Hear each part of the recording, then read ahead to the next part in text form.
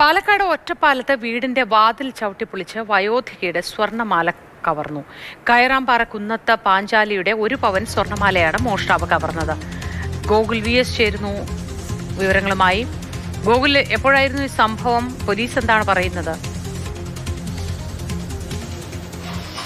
ഇന്ന് പുലർച്ചെ ഒരു 3 മണിയോടുകൂടിയാണ് ഈ സംഭവം ഉണ്ടായത്. ഒറ്റപ്പാലത്ത് ആണ് വയോധികയായ പാഞ്ചാലി താമസിച്ചിരുന്നത്. ഇവിടേക്ക് എത്തിയ മോഷ്ടാവ് ആദ്യം ഓട് പൊളിച്ച് വീടിനകത്തേക്ക് കടക്കാൻ ശ്രമിക്കുന്നു, പക്ഷെ അത് നടന്നില്ല.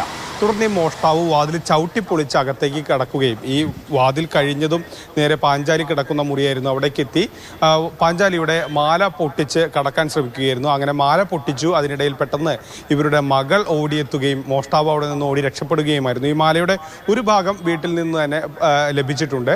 മറ്റേ ഭാഗം കൊണ്ട് ഈ കള്ളൻ ഓടി രക്ഷപ്പെടുകയായിരുന്നു. എന്തായാലും കള്ളന് വേണ്ടിയുള്ള തിരച്ചിൽ പോലീസ് ആരംഭിച്ചിട്ടുണ്ട്.